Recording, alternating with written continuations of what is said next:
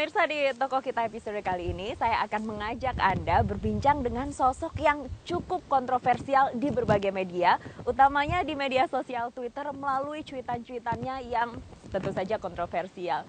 Walaupun saya sekarang ada di gedung DPR RI, tapi dipastikan periode depan ia tidak akan mencalonkan diri lagi dan duduk sebagai anggota DPR. Siapakah dia? Saya sudah ditunggu nih di gedung Nusantara 3, lantai 4.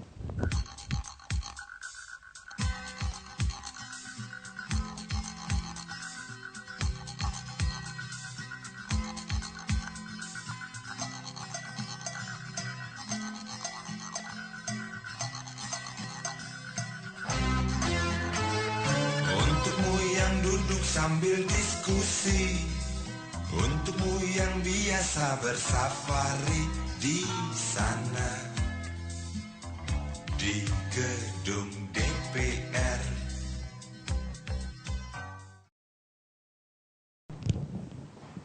Siapa? Ayu Bang. Apa kabar? Baik. Gimana? Terima kasih sudah meluangkan waktu. Ya. Ini banyak buku Bang Fahri, suka baca masih? Ya harus, kalau enggak nanti otaknya menciut. Gitu. Ini favoritnya apa nih? Ada banyak sekali jenis-jenis bukunya Bang Fahri. Saya ini ke kolektor ya, dari semua, terutama kalau saya pergi ke luar negeri, saya membeli buku-buku yang tidak dijual di toko buku internasional, tapi buku yang hanya ada di negara tersebut. Khazanah khas daripada negara tersebut, terutama yang berbahasa Inggris, karena kalau kita pergi ke Rusia kan kita nggak bisa bahasa Rusia, tapi kita cari orang Rusia menulis tentang Rusia dengan bahasa Inggris. Ini inspirasi juga kemarin belum lama ya, 7 Agustus membuat buku, meluncurkan buku. Ya. Nanti saya kasih. Asik. Nah, ini kenapa Bang Fahri menulis mengapa Indonesia belum sejahtera? Saya itu senang membuat gambar besar dari satu persoalan. Sebab menurut saya ada problem di bangsa kita ini, kemampuannya untuk membaca gambar besar itu lemah sekali. Misalnya ya, keluar dari korupsi, itu kayak nggak bisa, karena dia nggak bikin gambar besarnya. Bagaimana cara keluar dari sini? Dulu saya pernah menulis buku tentang pengelolaan BUMN, sampai sekarang ngelola BUMN itu masih dilematis, karena nggak lihat gambar besarnya. Waktu itu saya di Komisi 6, terus waktu nulis tentang korupsi Komisi 3. Nah sekarang saya pimpinan di komisi-komisi yang membawahi sektor Kesra, saya membuat gambar besarnya dulu. Kita mau keluar dari garis kemiskinan, keluarnya dari apa sih gitu. Ternyata saya mempelajari, nggak keluar kita. Artinya tambah dalam malah gitu. Makanya ada indeks yang kita baca itu, namanya indeks kedalaman dan kerawanan korupsi, severe and depth index of poverty. Jadi kemiskinan kita itu semakin rawan. Artinya apa? Orang tambah miskin atau menjadi miskin atau tidak itu ada 40%, sekitar 100 juta itu gampang pindah dia. Hari ini miskin, besok keluar miskin, besok balik miskin lagi. Ada yang namanya depth index, ya, poverty depth. Jadi orang miskin di Indonesia itu dalam sekali, saking dalamnya itu dia turun temurun. Bapaknya miskin, anaknya miskin, cucunya miskin, nggak keluar dari garis kemiskinan. Nah ini saya coba kritik, bikin dong yang lebih luas supaya kalau Anda bilang kemiskinan itu berkurang, berkurangnya dari apa? Jangan-jangan cuman Anda memainkan volatilitas daripada kerawanan korupsi aja, bahwa ada orang seperti kata Pak Jokowi itu, kalau mau keluar kemiskinan kasih beras miskin dulu dong, baru disurvei.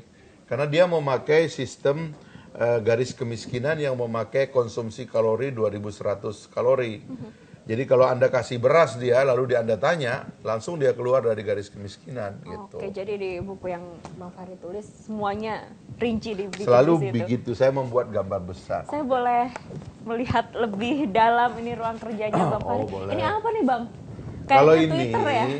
ini sebenarnya dibeli oleh DPR untuk memantau berita, tapi juga dipakai untuk conference. Situ ada kameranya. Saya kadang-kadang ada undangan dari luar negeri, dari kedutaan-kedutaan di luar.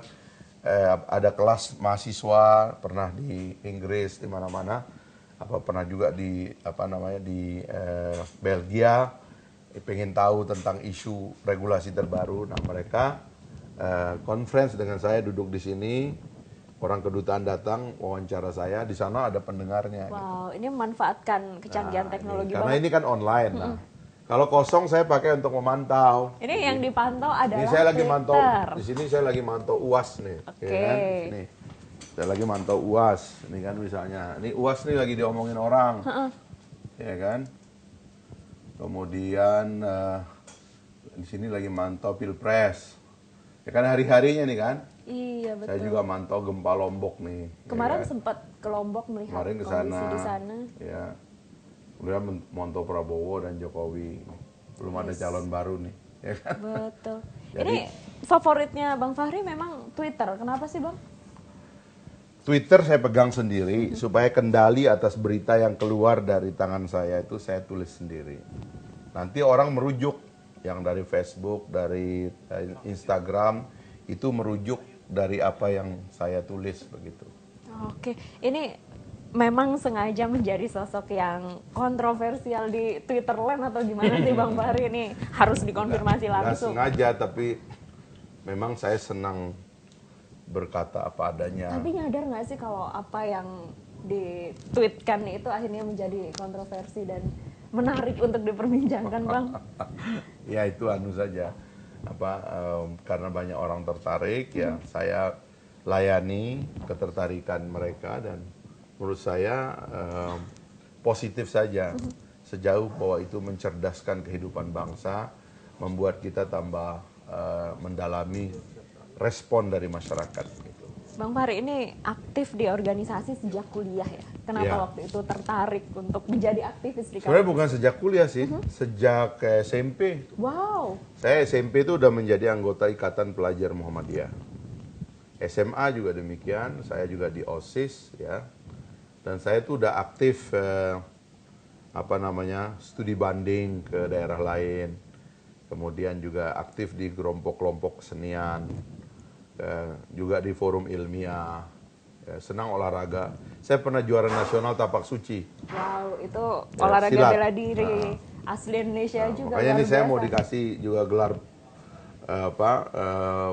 pendekar nih. Sampai sabuk hitam, Bang.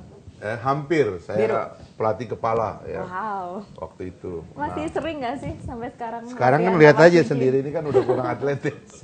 Ini mungkin nanti kalau udah nggak sibuk, Kebanyakan duduk. sibuknya duduk sekarang. Ya sibuk mempelajari politik lah kira-kira gitu. Dulu di UI S1-nya ambil ekonomi. Ekonomi.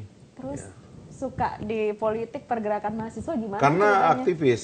Jadi kalau itu tadi saya dari SMA kemudian kuliah pernah mampir sebentar di Mataram. Habis itu saya masuk tes lagi di UI, UMPTN masuk di UI. Habis itu di UI itu ya itu tadi banyak jadi aktivisnya gitu. Saya punya dosen, dia baru pulang dari Amerika, langsung saya adalah murid pertama yang diserah terimakan untuk bimbingan akademik. Namanya Sri Mulyani. Ya, sekarang jadi Menteri Keuangan. Oke. Nah, dia dari dulu suka ngomelin saya, kamu nih terlalu banyak demonstrasi, katanya begitu. Terlalu banyak demonstrasi dulu ikut andil kan di masa-masa reformasi. Apa catatan yang Bang Fahri bawa dari sana? Ya itu era yang berbeda ya, 20 tahun lalu itu adalah era kekuasaan yang kuat. Saking kuatnya dia mengontrol kehidupan masyarakat ya, dan kemudian menjadi sangat hegemonik istilahnya itu. Dia punya pengaruh yang terlalu dalam kepada masyarakatnya. Itu yang disebut dengan rezim otoriter. Nah, kita nggak kuat rupanya dikontrol terlalu kuat oleh bangsa kita sendiri. Akhirnya muncul perlawanan mahasiswa dan mahasiswa menuntut reformasi, saya termasuk di dalamnya. Alhamdulillah terjadi reformasi, Pak Harto mengundurkan diri, kemudian kita melakukan amandemen konstitusi sampai 4 kali dan lahirlah keadaan sekarang ini. Orang bebas, Anda nyiarkan berita yang Anda suka-suka, orang sekarang punya sosial media, ngetik apapun yang dia mau, dan kebebasan ini harus dinikmati sebagai metode untuk membangun kemajuan umum, mencerdaskan kehidupan bangsa, dan seterusnya begitu. Ini kan sudah 20 tahun berlalu setelah masa reformasi. Apakah semua yang waktu itu Bang Fahri dan teman-teman perjuangkan sudah terwujud sampai sekarang? Saya sering mengatakan sebagai sistem semua udah. Ada perbaikan sistem sekali lagi kalau di level konstitusi ya. Sebab yang kita lakukan itu kan mengamandemen konstitusi, mengukur supaya konstitusi kita itu kompatibel dengan demokrasi.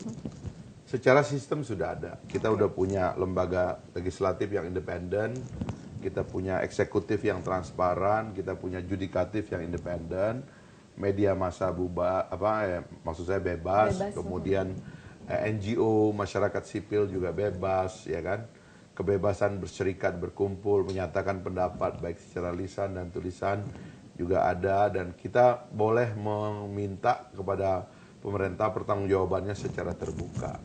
Ini adalah syarat-syarat dari sistem demokrasi. Sistemnya udah ada. Memang yang belum adalah menggaranti leadership yang muncul itu yang baik. Nah, itu memang tidak ada yang bisa menggaranti sih, dan karenanya kita harus terus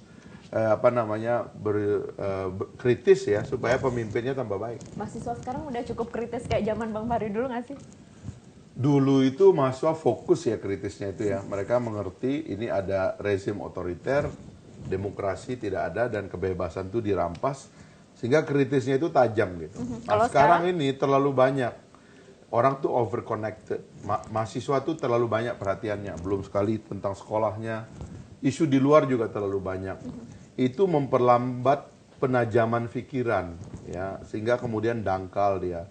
Nah, itu yang menyebabkan mahasiswa bukan menjadi satu-satunya elemen dalam perubahan sosial. Bukan lagi agent of change. Bukan lagi satu-satunya ya, tetapi ada social media. Sekarang viral bisa berpengaruh lebih dari gerakan mahasiswa sekarang.